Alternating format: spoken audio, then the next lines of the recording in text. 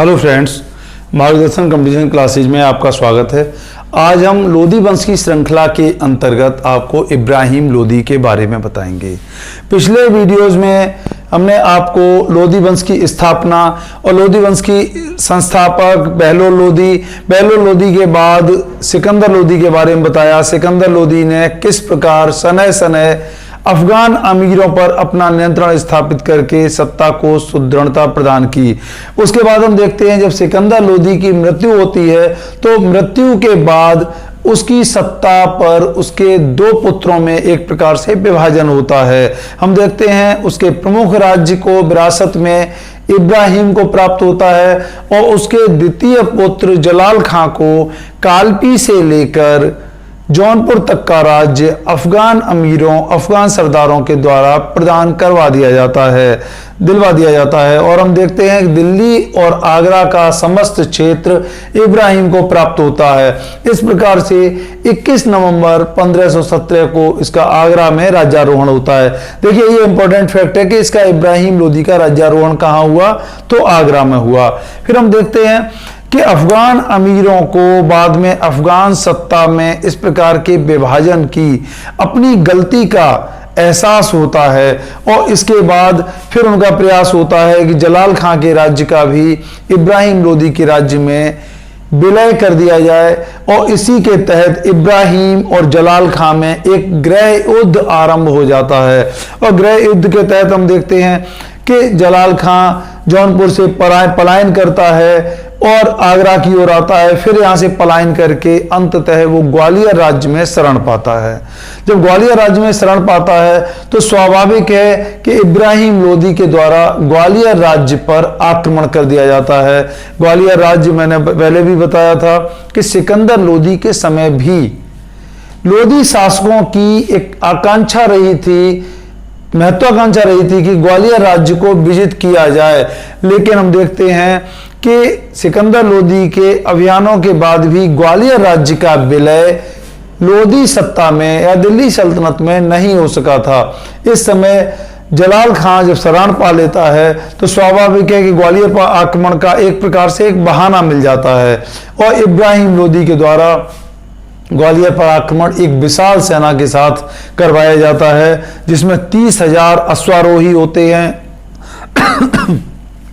300 हाथी होते हैं और ग्वालियर के दुर्ग को घेर लिया जाता है। ग्वालियर दुर्ग काफी दुर्गम होता है और ग्वालियर दुर्ग महीनों तक के घेरे के बाद भी उस पर सफलता प्राप्त नहीं होती है। और इसी समय ग्वालियर के तोमर राजा मानसिंह की मृत्यु हो जाती है इसी घेराबंदी के अंतर्गत उसी दौरान। तो हम देखते हैं कि बाद में जो ग्वालियर के उत्तराधिकारी होते हैं राजा मानसिंह के, विक्रमादित्य या विक्रमाजीत सिंह भी जिन्हें लिखते हैं, वो अंततः इब्राहिम लोदी के साथ संधि के लिए विवश होते हैं और ग्वालियर राज्य का विलय दिल्ली सल्तनत में कर लिया जाता है और विक्रमाजीत सिंह को शमशाबाद की जागीर उदारता पूर्वक इब्राहिम लोदी के द्वारा प्रदान कर दी जाती है। देखिए, ध्यान रखिए, इब्राहिम लोदी के जीवन की सबसे महत्वपूर्ण उपलब्धि ग्वालियर विजय इसके जीवन की सबसे महत्वपूर्ण उपलब्धि है। इसके बाद हम देखते हैं कि इब्राहिम लोदी का राणा सांगा से भी संघर्ष होता है। राणा सांगा या राणा संग्राम सिंह ये मेवाड़ के राजा थे। मेवाड़ राज्य संपूर्ण राजपूताना का सबसे शक्तिशाली राज्य था और हम देखते हैं कि गुजरात के लिए जाने वाले व्यापारिक मार्गों या सिंध के लिए जाने वाले व्यापारिक मार्गों के मध्य में आता था। दिल्ली और गुजरात के मध्य में इसकी बहुत महत्वपूर्ण स्थिति थी। इसके अलावा सबसे महत्वपूर्ण कारण जो था मेवाड़ के साथ दिल्ली सल्तनत के संघर्ष का, वो ये था कि मालवा पर वर्चस्व किसका हो, मालवा पर वर्चस्व मेवाड़ का हो अथवा दिल्ली सल्तनत का हो। इस प्रश्न को लेकर ही महत्वपूर्ण यही प्रश्न था और इसी प्रश्न की महत्ता के कारण ही राणा सांगा से इनका युद्ध होता है दिल्ली सल्तनत का। और इसी युद्ध के अंतर्गत होता क्या है कि बकरोल का युद्ध भी होता है, घटोली या खतौली का युद्ध भी होता है। इन दोनों युद्धों में हम देखते हैं कि इब्राहिम और दिल्ली सल्तनत की सेनाएं पराजित होती हैं, राणा सांगा की विजय होती है।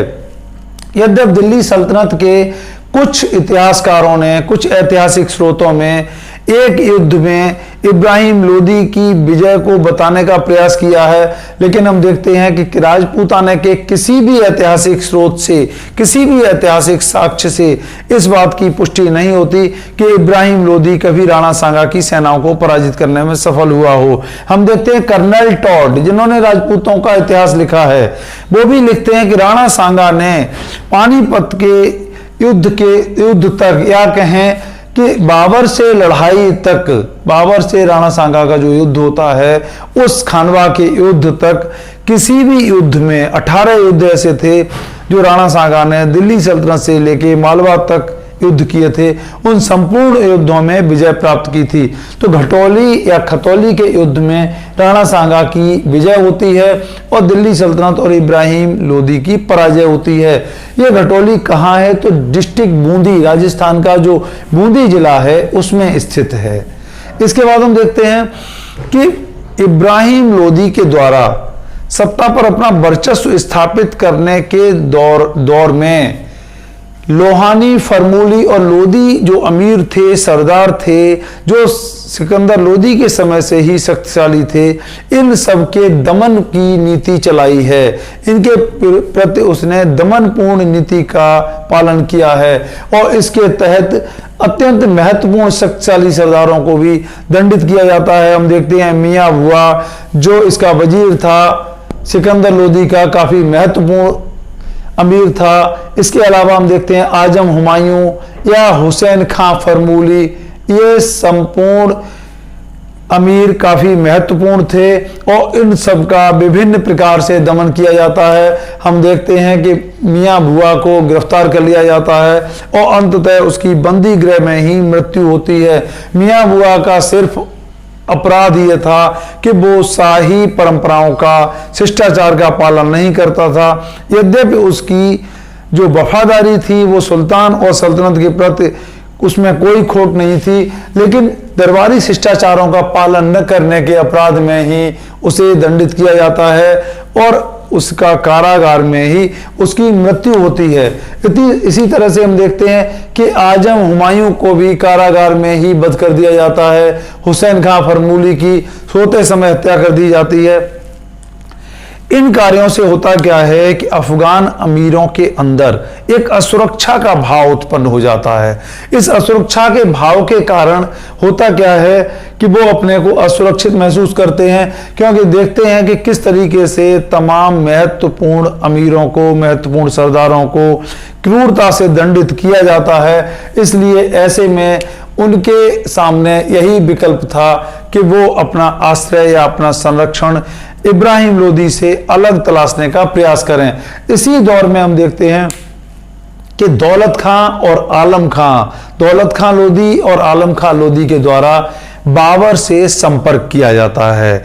अब दौलत खां की हम बात करते हैं तो दौलत खां लोदी पंजाब का गवर्नर था। इसका जो पिता था तातार खां, वो पंजाब का गवर्नर था बहलोल लोदी के समय में, और बहलोल लोदी का चचेरा भाई था। बहलोल लोदी का चचेरा भाई था। तातार खां की मृत्यु के बाद उत्तराधिकार में दौलत खां पंजाब का गवर्नर बनता है और दौलत खां काफी शक्तिशाली गवर्नर था, जिसके पास 80,000 की सेना थी और अकूत धन संपत्ति थी। लेकिन हम देखते हैं कि दौलत खां को दरबार में प्रस्तुत होने के लिए, देखिए राज्यारोहण के समय भी दौलत खां दरबार में प्रस्तुत नहीं हुआ था, तो इब्राहिम लोदी के द्वारा दौलत खां को बुलाया जाता है दिल्ली। दौलत खां बहाना बनाकर स्वयं नहीं आता है और अपने पुत्र दिलावर खां को दिल्ली भेज देता है। जब दिल्ली भेज देता है तो दिलावर खां के साथ में इब्राहिम लोदी के द्वारा दुर्व्यवहार किया जाता है।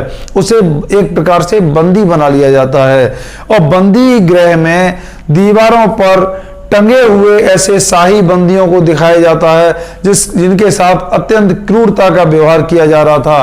और इब्राहिम लोदी दिलावर खां लोदी से कहता है कि शाही फरमानों का या शाही सत्ता के विरुद्ध गुस्ताखी करने वालों का यही हश्र होता है, इसे ध्यान से देख लो। तो ऐसी कंडीशन में दिलावर खां काफी भयभीत हो जाता है। वो अपने पिता दौलत खां को जाके इसके बारे में बताता है। ऐसी स्थिति में दौलत खां समय की परिस्थितियों को समझते हुए बाबर से संपर्क करने का प्रयास करता है। और इसी प्रकार आलम खां जो इब्राहिम लोदी का चाचा था, यह भी बाबर से संपर्क करने का प्रयास करता है। यह दीपालपुर का गवर्नर था।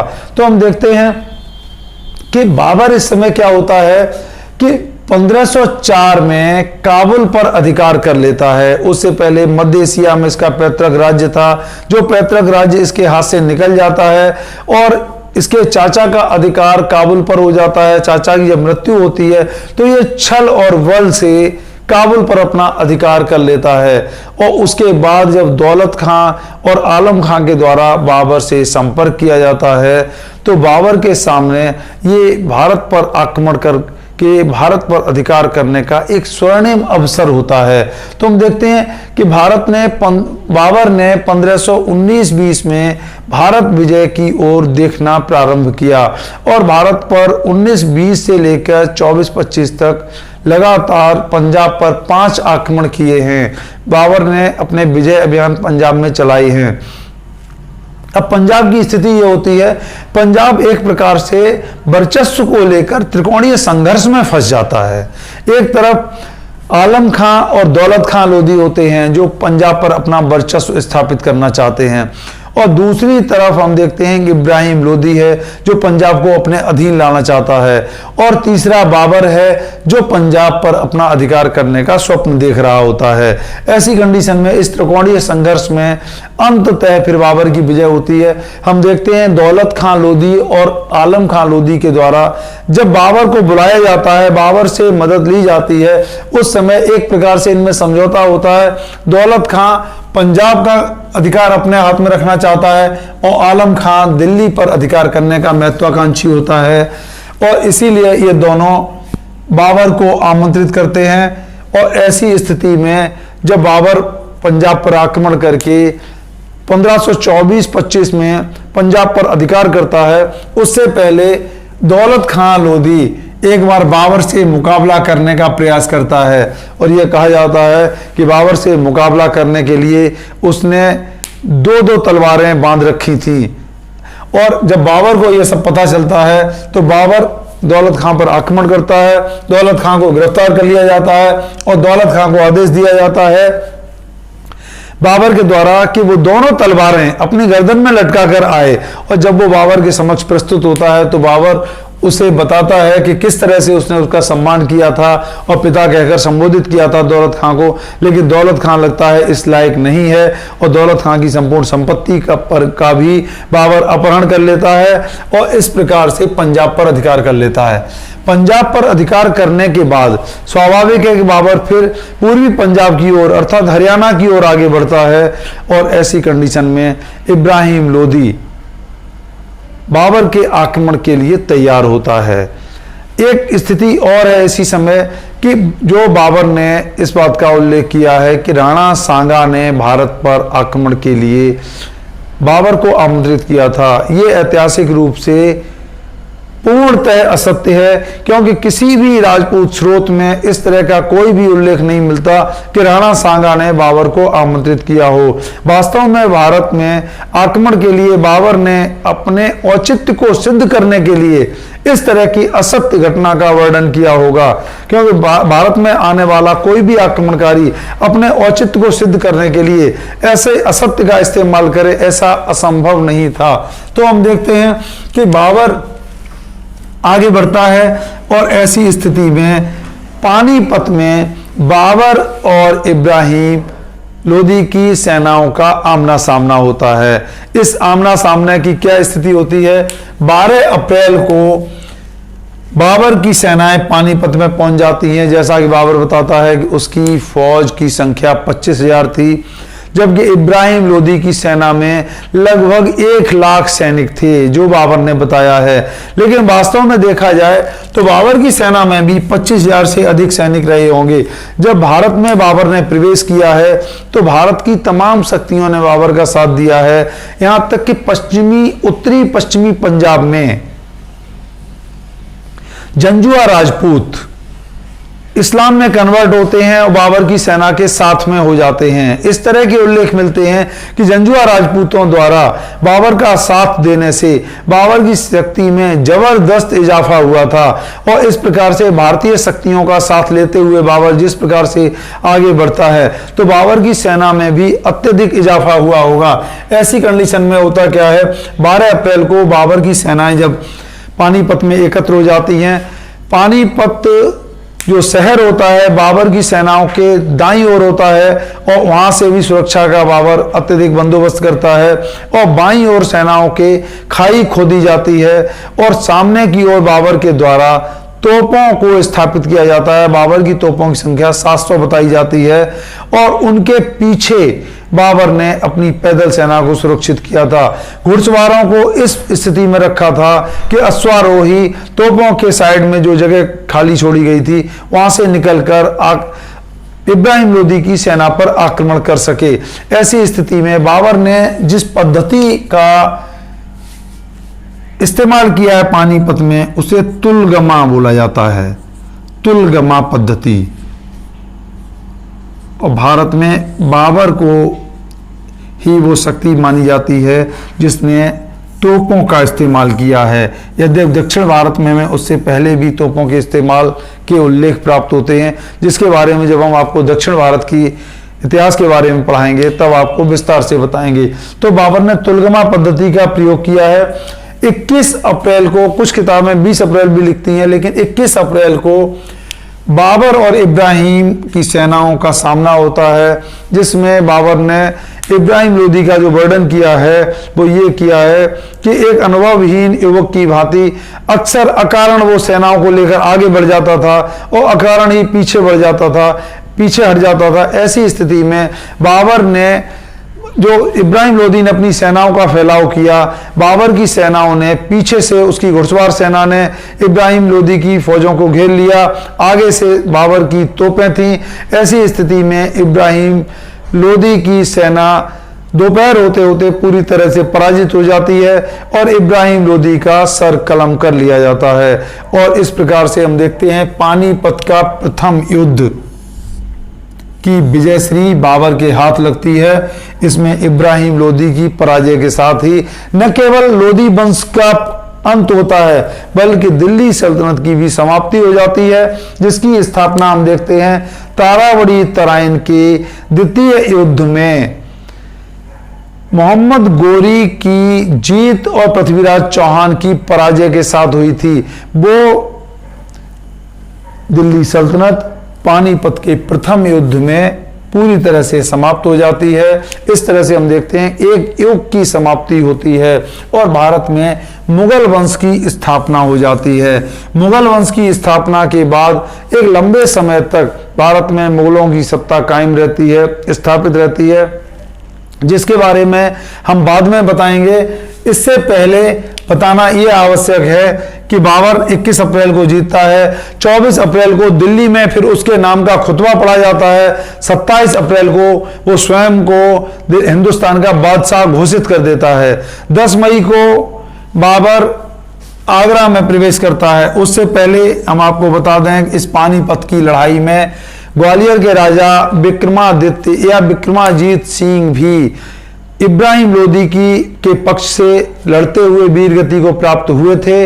और उसके बाद हम देखते हैं कि आगरे में विक्रमाजीत का राज परिवार आगरा में होता है और इसी समय आगरा पर हुमायूं के द्वारा अधिकार कर लिया जाता है। जब हुमायूं द्वारा आगरा पर अधिकार कर लिया जाता है तो विक्रमाजीत के राज परिवार के द्वारा हुमायूं को तमाम प्रकार की भेंट प्रदान की जाती हैं। उनमें एक कोहिनूर का हीरा भी होता है और उस कोहिनूर को हीरा हुमायूं को ग्वालियर के राज परिवार के द्वारा भेंट किया जाता है। इसके बाद ग्वालियर का राज परिवार जो होता है, विक्रमाजीत का राज परिवार, वो ग्वालियर की ओर प्रस्थान कर जाता है और यही कोहिनूर हीरा बाद में जब आगरा में बाबर प्रवेश करता है तो बाबर के प्रवेश के समय हुमायूं के द्वारा प्रथम भेंट में बाबर को प्रदान किया जाता है और मृत्यु से पूर्व बाबर के द्वारा यही कोहिनूर हीरा बाद में हुमायूं को प्रदान कर दिया जाता है, जो अंततः मुगलों पर रहता है और इसके बाद नादिर शाह के द्वारा कोहिनूर हीरा को यहाँ से लूट लिया जाता है। नादिर शाह के वंशज शाह शुजा के द्वारा पुनः महाराजा रणजीत सिंह पंजाब के राजा को प्राप्त होता है कोहिनूर हीरा। और बाद में हम देखते हैं कि महाराजा दिलीप सिंह से इसे अंग्रेज प्राप्त कर लेते हैं। बाद में ये कोहिनूर हीरा लंदन में पहुंचता है, जो ब्रिटिश महारानी के राजमुकुट की शोभा में वृद्धि करता है और इसके 2 टुकड़े कर दिए जाते हैं। आज ये कोहिनूर हीरा ब्रिटेन में ही स्थापित है, ब्रिटेन में ही मौजूद है। और हम देखते हैं कि इसके बाद हम आपको मुगल वंश की स्थापना के बारे में बाद में बताएंगे। अब दिल्ली सल्तनत के समय दक्षिण भारत में विजयनगर राज्य की स्थापना होती है, बहमनी राज्य की स्थापना होती है। तो अब हम आपको नेक्स्ट वीडियोस में विजयनगर और बहमनी राज्यों के बारे में बताएंगे। इसके अलावा भारत के विभिन्न भागों में अन्य राज्यों की स्थापनाओं के बारे में भी बताएंगे। धन्यवाद।